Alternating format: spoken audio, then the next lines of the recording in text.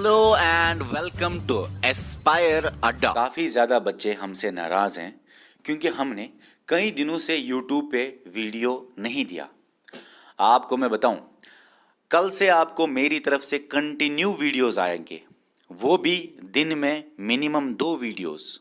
चाहे कितना भी लोड हो मुझे ऑनलाइन पेड कोर्सेज का, चाहे कितना भी दबाव हो मुझे ऑनलाइन पेड कोर्सेज का, मैं आपको कंटिन्यू कल से वीडियो दिया करूंगा। मिनिमम 2 वीडियोस आएंगे मेरी तरफ से। ओके, चलिए बात करते हैं फंडामेंटल राइट्स की। आपको मैं बताऊं कि लेक्चर नंबर 1 में हमने फंडामेंटल राइट्स के बारे में काफ़ी जाना। इस लेक्चर में हम सीखेंगे फंडामेंटल राइट्स की कैटेगरीज जो हैं आर्टिकल 14 से लेकर 32 तक, उन कैटेगरीज को कैसे याद रखें, कैसे आर्टिकल 14 से लेकर 32 तक हम याद रखें, कौन कौन सा आर्टिकल किस किस फंडामेंटल राइट्स की कैटेगरी में आता है, ऐसे सवाल बनते हैं। कौन कौन सा आर्टिकल क्या क्या बात करता है फंडामेंटल राइट्स की, ऐसे भी सवाल बनते हैं। ठीक है ना, और बहुत सारी बातें और भी हैं।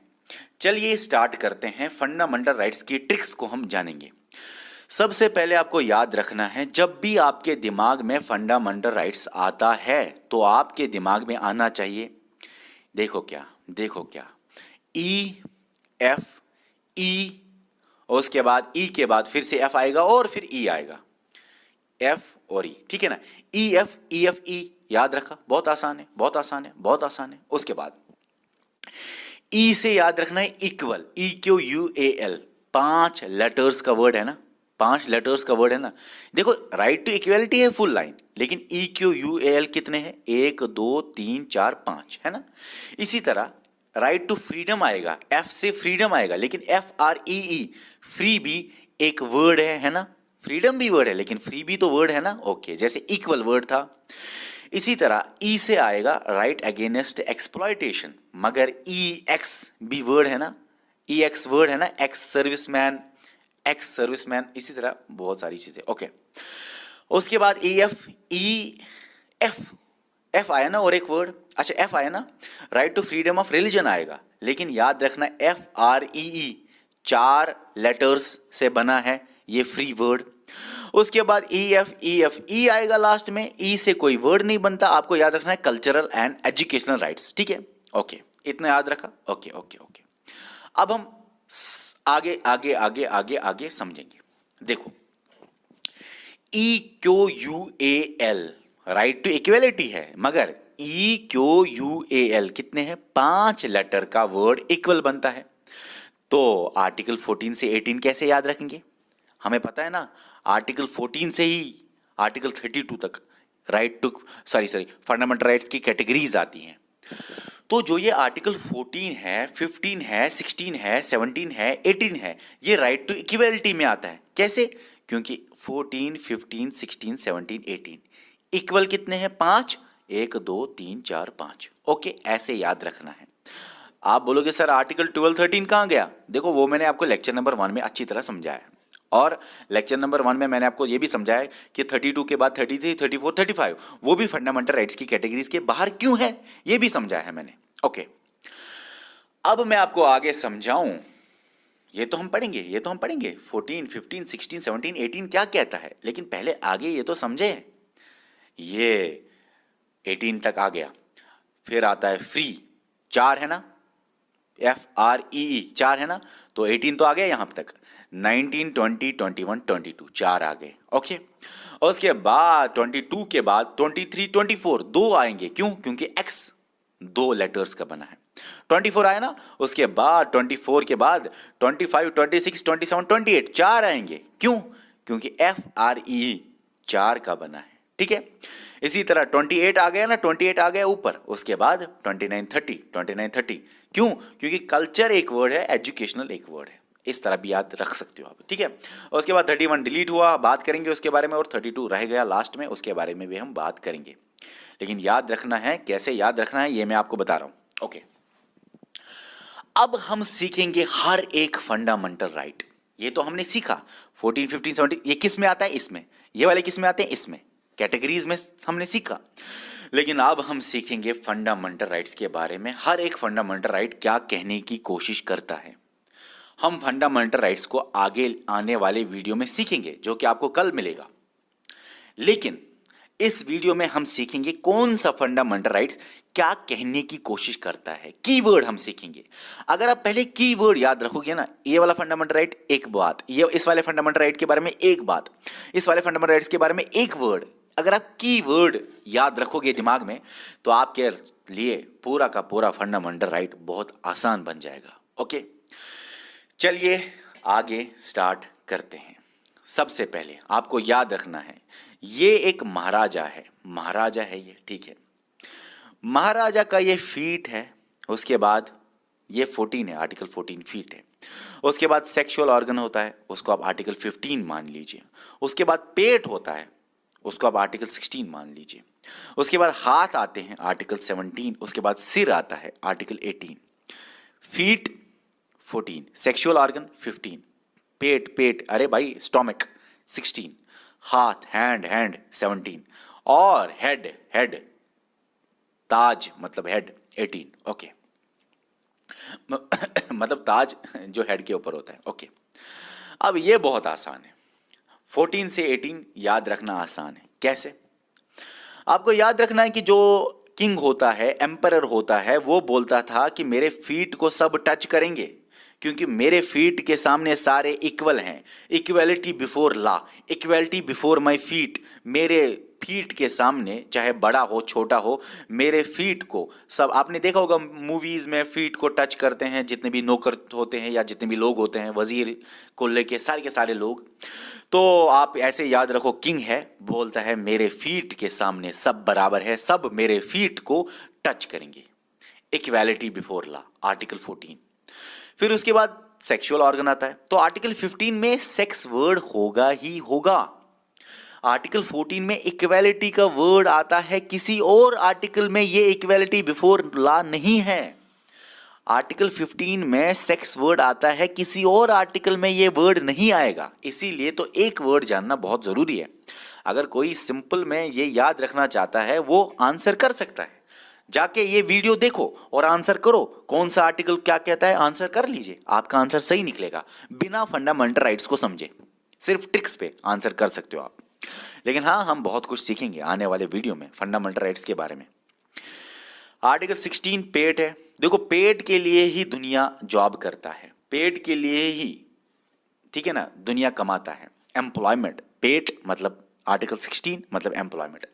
उसके बाद हाथ है, आर्टिकल 17। हाथ से ही तो टच करता था बंदा, फिर बोलता था ये अनटचेबल है, वो अनटचेबल है, हाथ नहीं लगाना मुझे, ठीक है, या मेरा हाथ नहीं लगना चाहिए। तो हाथ पे ही सब खेल है, तो अनटचेबिलिटी हाथ के रिलेटेड याद रखना। सिर पे ही ताज रखते हैं, क्राउन रखते हैं, मुगल हूं मैं, एम्परर हूं मैं, बादशाह हूं मैं, सिर पे होता है ना ताज, क्राउन होता है ना सिर पे, तो टाइटल याद रखना, आर्टिकल 18। ओके, याद रखा? जरा जरा जरा मुझे मुझे मुझे मुझे यहां पे समझाओ, ऐसे ब्लैंक पेज में मुझे समझाओ। फीट 14, सेक्सुअल ऑर्गन 15, पेट याद नहीं रखना, एब्डोमेन याद नहीं रखना, स्टोमक याद नहीं रखना, ये 14 है, 15 तो सेक्स है, 14 तो इक्वालिटी बिफोर लॉ, फीट है, 15 है सेक्स वर्ड आएगा। 16 में क्या आएगा? पेट नहीं, एम्प्लॉयमेंट।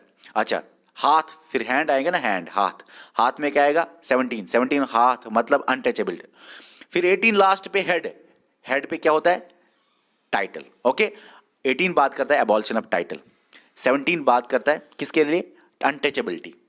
14 इक्वालिटी बिफोर लॉ, 15 में सेक्स का वर्ड आएगा, 16 में एम्प्लॉयमेंट का वर्ड आएगा। ठीक है, इतना याद रखा आपने, वही हम आगे पढ़ेंगे। देखो भाई, ये मैंने आपको पढ़ाया। 14 में equality before law and equal protection of laws है, 15 में सेक्स वर्ड आएगा, लेकिन फुल लाइन क्या है? Prohibition of discrimination on grounds of religion, race, caste, sex आया ना, और प्लेस ऑफ बर्थ। आर्टिकल 16 क्या है? पब्लिक एम्प्लॉयमेंट आएगा। देखो, प्राइवेट एम्प्लॉयमेंट नहीं, पब्लिक एम्प्लॉयमेंट, गवर्नमेंट जॉब्स। मैं आपको ये समझाऊंगा आगे, टेंशन मत लीजिए, फिलहाल ट्रिक पे ध्यान दीजिए, सिर्फ एम्प्लॉयमेंट याद रख लीजिए, छोड़ो इस पब्लिक को। ओके, आर्टिकल 16 एम्प्लॉयमेंट ध्यान दीजिए। आर्टिकल 16 क्या है? Equality of opportunity in matters of public employment, employment आया ना 16। 17 क्या है? एबॉलिशन ऑफ अनटचेबिलिटी और इसकी प्रैक्टिस। आर्टिकल 18 क्या है? Abolition of titles. ठीक है, एक्सेप्ट हम पढ़ेंगे आगे, मिलिट्री, एकेडमिक, वो चीजें हम पढ़ेंगे। चलिए, राइट टू इक्वलिटी सबको याद रहा होगा। 18 आ गए ना, फिर है 19, 20, 21, 22, FRE 19, 20, 21, 22। हाँ, वो बात अलग है और एक आर्टिकल ऐड हुआ है, वो मैं आपको बताऊंगा। देखो कैसे याद रखना है सर, इसको याद रखने के लिए आपको समझना है कि एक इंसान जो आपने देखा, चलो ये किंग था, एक बच्चा है 19 एज में अक्सर एक बच्चा कॉलेज जाता है। एवरेज में देखते हैं कि 19 उम्र जब होती है ना, 19 साल का जब बच्चा होता है, एक लड़का लड़की जब 19 साल के हो जाते हैं तो वो कॉलेज जाता है। ठीक है, अब एक लड़का है वो 19 साल की एज में कॉलेज जाता है, लेकिन वो चाहता है कि वो शादी करे, वो सेटल हो जाए। वो घर वालों को बोलता है मुझे शादी करनी है, लेकिन घर वाले उसको बोलते हैं भाई 19 साल की एज है, कॉलेज जाओ, 3 साल गुजारो, उसके बाद जॉब लगेगा, उसके बाद शादी। इसके दिमाग में आता है भाई जॉब करना है तब शादी मिलती है, पैसे कमाने हैं तब शादी मतलब होती है शादी। इसके दिमाग में ये रहा। ये कॉलेज में 19 साल के जाके क्या करता है, वही है वही है 6 फ्रीडम्स। वो बात अलग है, पहले 7 थे, हम पढ़ेंगे उसके बारे में। वही है 6 फ्रीडम्स। ठीक है, 19 साल की एज में क्या करता है? पहले राइट टू असेंबल। पहले ये क्या करता है? असेंबल होता है, जमा करता है बच्चों को। क्यों? क्योंकि इसको शादी करनी है, इसको पैसे कमाने हैं, इसको सेटल होना है। तो ये सबसे पहले बच्चों को असेंबल करता है। क्या करता है? असेंबल करता है। असेंबल करने के बाद ये उन बच्चों को स्पीच देता है, ये करेंगे, वो करेंगे, शादी करेंगे, जॉब करेंगे। फिर अलग अलग स्पीच के बाद अलग अलग एसोसिएशंस बनाता है, अलग अलग एसोसिएशंस बनाता है, सॉरी। और उसके बाद ये सब बच्चों को बोलता है हम ट्रेड करेंगे, तिजारत करेंगे, ट्रेड करेंगे, क्योंकि इसके दिमाग में था ना भाई पैसे कमाने हैं। और फिर बोलता है ट्रेड करने के लिए मूवमेंट करनी है, हमें एक जगह से दूसरी जगह जाना है ट्रेड करने के लिए।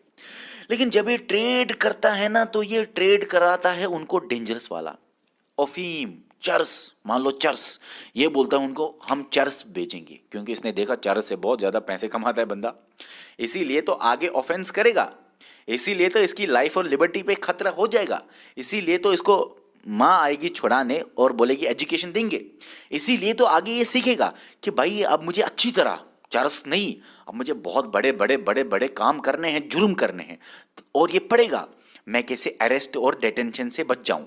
इसके आगे ये करेगा बुरे बुरे काम, बहुत खतरनाक काम। चरस तो छोटी छोटी बात है, ह्यूमन ट्रैफिकिंग, चाइल्ड लेबर, लेकिन आखिर पे ये अपने दीन पे आएगा, अपने रिलीजन पे आएगा, और इसको ऊपर वाला याद आएगा, और ये अपने गुनाहों की तौबा करेगा, और ये अच्छे अच्छे काम करेगा, और ये फिर लास्ट में सुप्रीम कोर्ट में देखेगा कैसे जाना है। ओके, वो सारी चीजें हम पढ़ेंगे।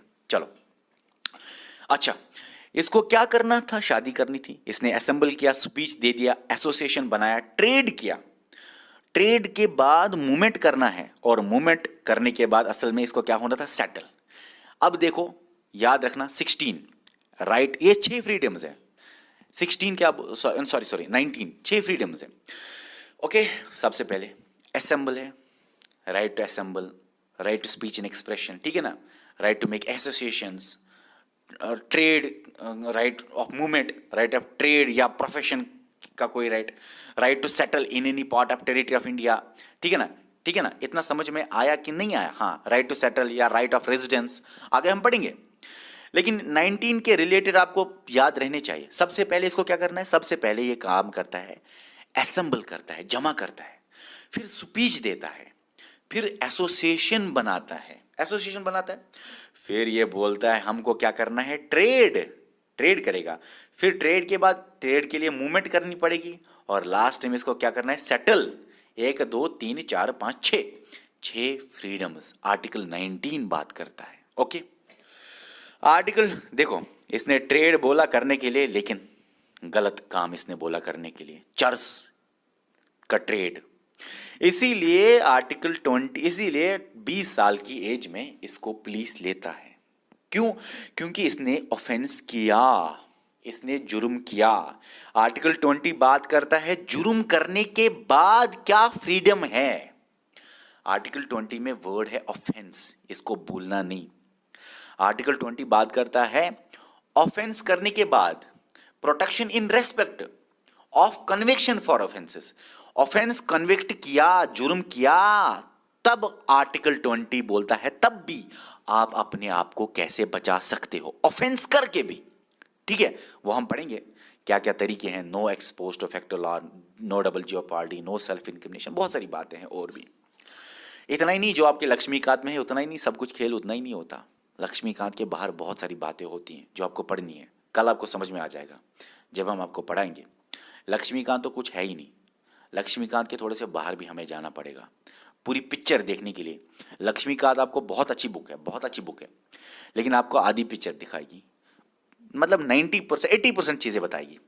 जो बाकी की 20% है ना, वो उससे आपको पूरी पिक्चर याद रह जाएगी, क्लियरिटी आ जाएगी। ओके, अच्छा उसके बाद आर्टिकल 21, अच्छा इसने ऑफेंस किया, ये जेल में है, ऑफेंस किया, ये जेल में है, और इसके जेल में होने से आर्टिकल 21 मतलब 21 साल की एज में या उसके बाद जेल में रहने से इसको लाइफ और लिबर्टी पे खतरा आ जाता है। ठीक है, लाइफ और लिबर्टी।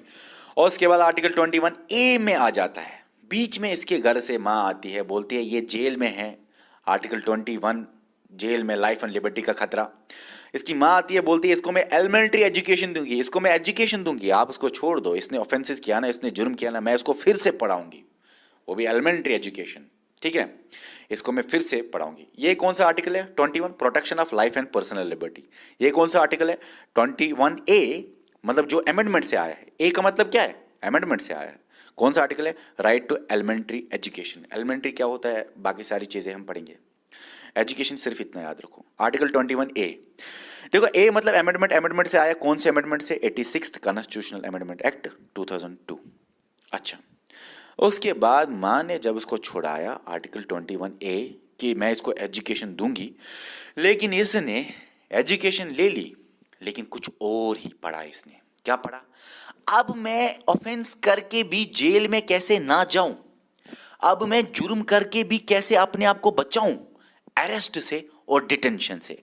अरेस्ट होता है पकड़ना, डिटेंशन होता है जेल में भरना। Protection against arrest and detention पढ़ेंगे हम आर्टिकल 22 में। ठीक है, अच्छा रिपीट, ये याद करें, फ्रीडम में FRE 19 से 22 तक, 19, 20, 21, 22। ठीक है, 19 क्या करता है? बात करता है 6 फ्रीडम से। असेंबल, ठीक है, असेंबल सबसे पहले, स्पीच, एक्सप्रेशन, एसोसिएशंस, ठीक है, फिर ट्रेड, फिर मूवमेंट, फिर सेटल। ठीक है ना, यही था ना, 6 फ्रीडम आ गए। उसके बाद आर्टिकल 20, जुर्म किया ना, ट्रेड गलत किया, आर्टिकल 20 मतलब ऑफेंस किया। ऑफेंस वर्ड को याद रखो, बस आपका टेंशन खत्म, ऑफेंस किया। फुल लाइन आपको फिर रखने की कोई बात नहीं, हम आपको बताएंगे फुल लाइन रखने की वैसे जरूरत है भी नहीं उतनी। अगर आप सिर्फ ऑब्जेक्टिव करना चाहते हो, वैसे भी आप ट्राई कर सकते हो घर में, ऑब्जेक्टिव करो, आपका निकल जाएगा। Protection in respect of conviction for offences. Okay, article 1920, फिर 21 में क्या है? लाइफ एंड लिबर्टी का खतरा है क्योंकि जेल में है। 21 ए एलिमेंट्री एजुकेशन इसको देनी पड़ेगी, लेकिन इसने क्या सीखा 22 में? कि मैं ऑफेंस करके भी कैसे प्रोटेक्शन करूं against arrest and detention. Okay, article 22। और उसके बाद इसको थोड़ा सा रिवाइज करो ताकि आपको अच्छी तरह याद रहे। उसके बाद राइट अगेंस्ट एक्सप्लॉयटेशन, EX 2 तो 2 ही है। अब इसने एक बार सीखा कि मैं कैसे जुर्म से बच जाऊं, जुर्म करके भी मैं कैसे बच जाऊं, protection against arrest and detention. और इसने फिर बड़े बड़े जुर्म करने स्टार्ट किए, ह्यूमन ट्रैफिकिंग। ठीक है ना, ह्यूमन ट्रैफिकिंग या फोर्स्ड लेबर भी आएगा, पढ़ेंगे हम आगे। और आर्टिकल 24 चाइल्ड लेबर भी। ह्यूमन ट्रैफिकिंग के बाद इसने चाइल्ड लेबर भी किया, मतलब बहुत ज्यादा इसने जुर्म किया। फिर इसको आखिर पे अपना रिलीजन याद आया, क्योंकि ऊपर वाले के पास तो जाना है ना मर के, तो इसलिए right to freedom of religion, FRE 4 है, तो 1, 2, 3, 4।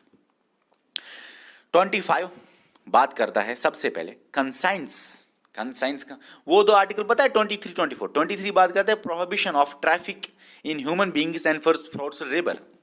24 जो मैंने आपको ऊपर बताया, prohibition of employment of children in factories. आप रख सकते हो ऐसे भी याद, भाई आप सिर्फ इतना याद रखो, चाइल्ड लेबर काफी है, ह्यूमन ट्रैफिकिंग काफी है।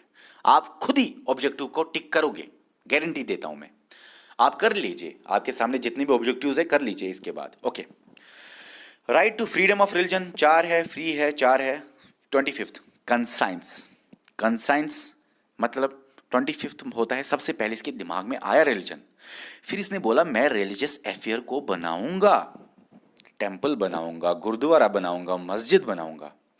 फिर इसके दिमाग में आया मुझे गवर्नमेंट को टैक्स नहीं देना है, रिलीजन को प्रमोट करने के लिए गवर्नमेंट हमसे टैक्स नहीं ले सकता क्योंकि ये सेक्युलर कंट्री है।